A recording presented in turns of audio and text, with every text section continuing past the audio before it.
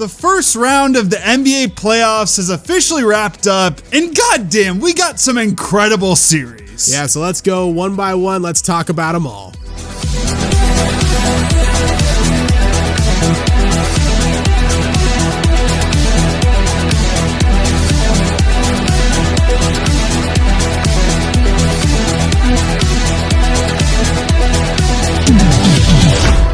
Before we start talking about every first round series, please give the video a like, subscribe to the channel, and hit the notification bell so you never miss out on any new videos. We'll start in the Eastern Conference, and we'll make this one quick because we kind of touched on this in our last video. Cavs versus Heat. I mean, games 1 and 2 were somewhat competitive. Game 1, the Heat just kind of hang around, but Ty Jerome torches them in the fourth. Cavs win 121-100. And then in game 2, you know, the Heat got off to a better start. They were up early, but then the Cavs take the lead off a huge run in the second quarter. Kind of felt like this game was going to be a blowout, but the Heat, they chip away, got it down to 2 at one point. But then Donovan Mitchell hit some huge threes. Cavs win 121-112. So not a bad showing for the first 2 games for the Heat. In Cleveland, you know you're a 37-win team, but then we went down south to Miami. Yeah, and somehow things got infinitely worse. I mean, you get blown out 124-87. That's bad enough. And then you get blown out by 55 in game 4. I mean, we already touched on this, so we're not going to go super far into it. Cavs played like a team that won 64 games. Miami played like a team that won 12 games. At least those 2 games in Miami. So, yeah. And like we touched on in our Friday video, more or less feels like it's time for Pat Riley to step aside in Miami.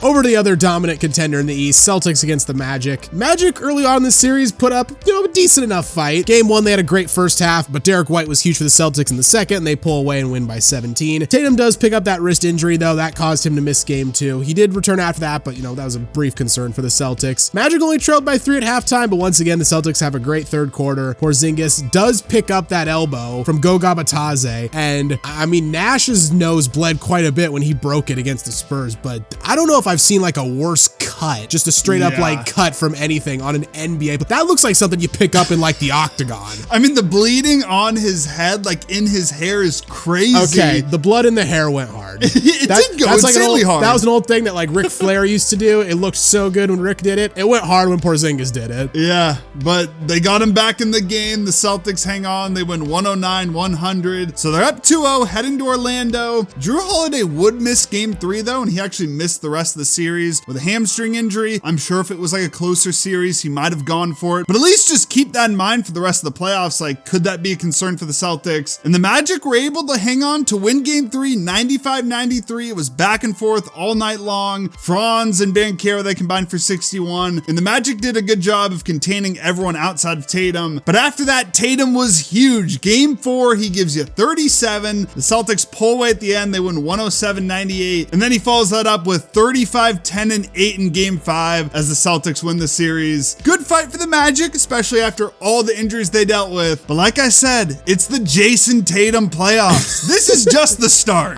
Maybe. I will say though about this series, Celtics players and fans, quit fucking complaining about, oh, the Magic were so physical. It's playoff basketball. Exactly. Pipe down. Knicks vs Pistons, definitely the best first round series out east. Game 1, it's back and forth. In the third though, late in the quarter, it looks like the Pistons, they're gonna escape MSG with the win. They had an 8-point lead entering the fourth, but then the Knicks go on that 21-0 run, campaign balling out. Brunson comes back, he gives you 12 fourth quarter points, and the Knicks take game 1, 123-112. But the Pistons bounce back in game 2. Cade was incredible, 33 points, 12 rebounds. Schroeder gives you 20 off the bench, has that huge late 3, and the Pistons end up winning 194 to get their first playoff win in 17 years. They prevented their playoff drought streak from legally being able to vote in this country. Yeah. I mean, crazy. Incredible moment for the Pistons, all joking aside. And honestly, like, outside of that, 5-6 minute stretch where the Knicks went on that 21-0 run, felt like the Pistons had outplayed them in the first 2 games. Absolutely. Yeah. Knicks were able to respond, though, with 2 close wins in games 3 and 4. They survived a game 3 comeback by the Pistons, won by 2. And then in game 4, survived some dubious officiating. Yeah, now, personally, I'm fine with that not being called a foul, especially in the playoffs. Like, he gets them a little bit, but it's not, he doesn't like whack him on the arm or the wrist or anything. He bodies him a little bit, but it's not that much. Yeah, I completely agree. I say let him play. Towns had those huge buckets late in this game. That 3 at the end being the game winner, just a deep ass 3. So we're headed back to New York. Knicks up 3-1, can get it done at home. And of course they bungle it. Yeah, of course they somehow lose this game. Pistons take it by 3. Asar Thompson was incredible, 22 points on 10 shots. So now we're going back to Detroit. And how the Pistons bungle it. Exactly. Just no one wanted to win at home in this series. No one wanted to. And Jalen Brunson was the hero late in this game. Game tied, 8 seconds left. He crosses Asar Thompson out of his shoes, pulls up to hit that 3, hits his iconic, whatever finger celebration. I don't know what it's called. 3 celebration, whatever. Yeah, it was an amazing moment for the Knicks, but the Pistons had one last chance. Malik Beasley gets that wide open 3 and just... that he never gets off. Yeah, fumbles the ball out of bounds. I have to say, incredible season for Malik Beasley, but that just felt like the most Malik Beasley end of the season ever. I don't know what it was. Bounce back season, maybe should have won 6th Man of the Year, has this wide open 3 to tie it. And probably gonna get a fat contract this offseason too. Yeah, it drops the ball out of bounds. Regardless though, huge shout out to the Pistons. You're in a competitive first round series against a very good team. After winning 14 games the previous season, we didn't even mention Isaiah Stewart. He only played in game 1. He was a very key piece for them. Maybe if he plays in this series, they could win it, but regardless. Jaden Ivey didn't play at all. Yeah, another good point. Massive respect to the Pistons, and they got a very bright future moving forward. Final series in the East, Pacers versus Bucks, in a series that went about as bad for the Bucks as, apart from Giannis, dying out on the floor. Right. That's the only way it probably could have gone worse.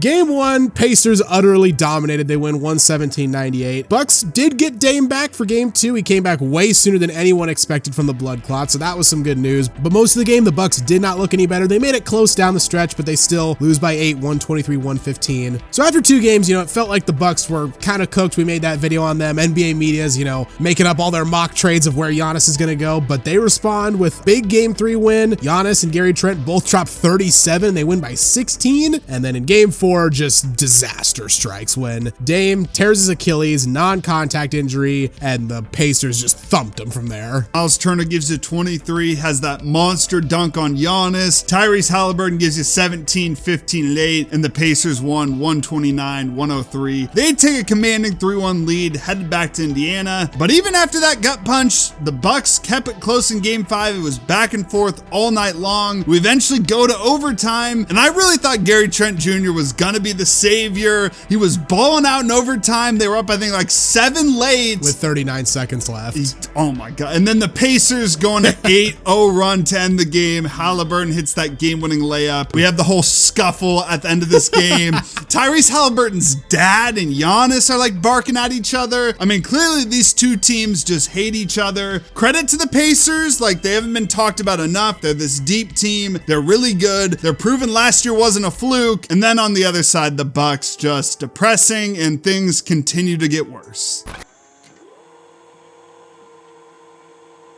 Now over to the Western Conference, we had the top-seeded Thunder taking on the Grizzlies in round 1, and not surprisingly, the Thunder absolutely dominated. I mean, I was a little bit surprised they won game 1 by 51 points. I mean, it got eclipsed by the Cavs win later on, but that was crazy. And then game 2, how could it not be closer? And it still wasn't close as the Thunder win 118-99. Yeah, Grizzlies much better showing in game 3. They were up 28 in the second quarter, but then Ja gets hurt and they completely fall apart. They get absolutely dominated in the second half. Thunder outscore the Grizzlies by 32. Chet gives them 23 in the second half alone, and the Thunder complete the comeback. They win 114-108. Game 4, though, credit to the Grizzlies for putting up a great fight in game 4, even without Ja. But the Thunder still eke out the win, 117-115. And Thunder fans, sorry, we don't talk about your team as much, but part of it is we're jealous. And the other part of it is how many different ways can you say that this team is just incredible? Yeah, exactly. You're amazing, and we'll talk about you more once you have a real playoff test. But yeah, this was just a walk in the park for the Thunder. So we'll see how the next round goes. Lakers versus Wolves now, definitely the first round series I think most people were excited for the most. Could Luka and LeBron go on a playoff run in their first year together? Could Anthony Edwards knock off another superstar in the playoffs? And I mean, in game one, the Wolves came out and just dominated. It looked a little shaky early. It looked like maybe the Lakers were going to be the ones dominating, and then the Wolves just completely flipped the switch. Wide open three after wide open three. Naz Reid and Jay McDaniels combined for 48. No one outside of Luka really plays well for the Lakers, and they win by 22. Game two got a little bit better for the Lakers. They won 94-85, played great defense. In game three in Minneapolis, it was the first back and forth game of the series. LeBron had a big game, stepped up when Luka was dealing with that stomach bug. Once again, Jaden McDaniels gives you 30. Anthony Edwards is carrying Minnesota late, and the Wolves win by 12. And in game four, we had an Ant masterclass, 43-9-6, and JJ Redick made the interesting decision to play a 5-man lineup the entire second half. We've said it before in videos, this isn't 2K. Yeah. At some point. And it's a bad strategy in 2K. Yeah, it actually is. If you got a stamina on. I mean, it was working at first, but eventually just the Lakers, they ran out of gas. Luka and LeBron were big. They combined for 65, but the Wolves survived. They win by 3. They take a 3-1 series lead. And then in game 5, Rudy Gobert turned into Shaq. I mean, 27 points, 24 rebounds, literally the most dunks in a playoff game since Shaq in 2002. And the Timberwolves win 103-96 to win the series. I mean, we talked about some of the concerns with the Lakers going into the playoffs, like lack of size, lack of depth, and they were on full display in this series. And then for Anthony Edwards, another huge win, knocking off some superstars in the playoffs. Just incredible to see. Unlike that Lakers Timberwolves series though, the other series with an LA team was just incredible. Game 1, like so many games in these playoffs, came down to the very end. Russ hits that huge corner 3, puts the Nuggets up 1. Harden responds and we go to overtime, but eventually it's Russ again who made the huge defensive play. He tips it off Harden and the Nuggets win by 2 in game 1. Game 2 though, it's vintage Kawhi. He gives you 39 points on 15 of 19 shooting. It was beautiful to see. Clippers win by 3. We got an even series headed to LA. And in game 3, the Clippers just blow out the Nuggets. They win 117-83. They have a 2-1 series lead. Game 4 is then back and forth in the first half. A huge third quarter for the Nuggets puts them up 20 entering the fourth, but then the Clippers storm back. They cut into the lead. Eventually Zubac ties the game on a tip in with 8 seconds left. But then we got one of the more improbable game winners I've ever seen. Jokic had to throw up just like a miracle of a shot, and Aaron Gordon catches it and he throws it in with literally no time left. It's still disputed to this day. Like, did he get it off? But it counted and we had a tie series. This game was incredible. I actually turned it off when it got up to like a 20-point lead because I was camping. So I was just like, I'll focus on, making some s'mores or whatnot.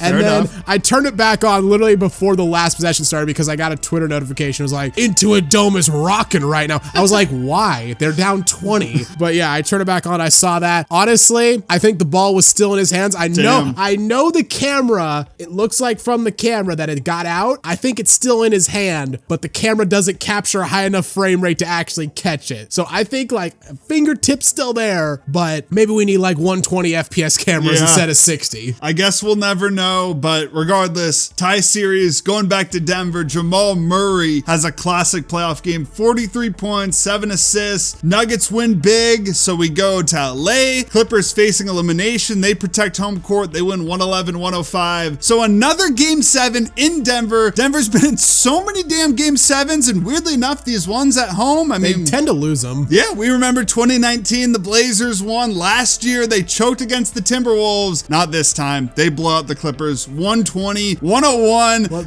honestly, in game 7s against the Clippers, the Nuggets actually tend to do pretty well. So fair enough. And you have that incredible win for the Nuggets, and their reward is you get to play a well-rested Thunder in round 2. Good luck with that, Denver.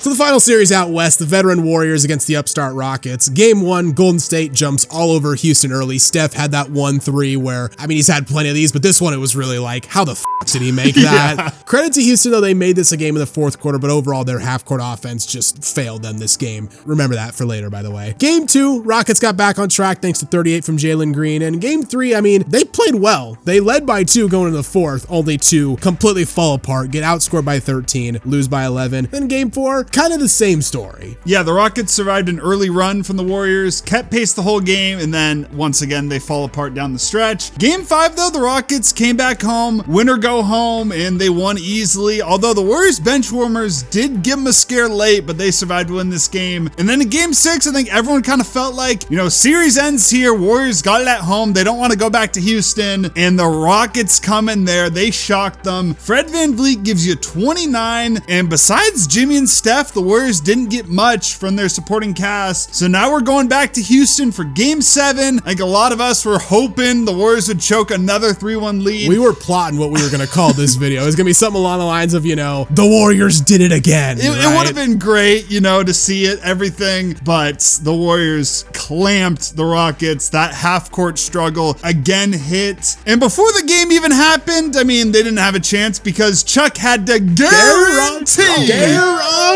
Oh my, Houston fans seeing that, you're like, all right, you don't even have to watch the game at that point, you're cooked. It might be the only thing that's worse for a team than us making a video on them. Right. Yeah, I mean, this game felt so similar to like the Game 7 Golden State played against Sacramento 2 years ago, right? You lose Game 6 at home in kind of a shocking fashion. You go on the road and dominate Game 7. Buddy Hield just does what he does, scores 0 points in Game 6, and then it comes out and gives you 33, hits 9 threes, which I'm pretty sure is a Game 7 playoff record. Yeah. So it just comes out of nowhere, and overall, just like Game 1, I mean, the Rockets offense was just stuck in the mud. And like for the Rockets, I know they're going to go after KD, but if they don't get him, like Jalen Green, he needs to learn to impact the game in some way if his shot's not falling. Because so often throughout this series, his shot wasn't falling. He had that insane Game 2 where he dropped 38. But other than that, he was scoring, 10, 11, 12 points, something like that. And you gotta find a way, whether it's playing defense, getting rebounds, assists, something else if your shot's not there. Yeah, absolutely. I mean, they're going to be thrown in there with the KD rumors, the Giannis rumors. So we'll see if they make a big splash this offseason. Regardless if they do or not, though, still a fantastic season. Getting the 2nd seed after missing the playoffs for all these years. You got an incredible young core if they trade those guys or not. So brutal to go out to the Warriors in 7. You would have loved to win this series, especially after all the heartbreak Golden State has given you. But still a fantastic season, and I'm excited to see them moving forward.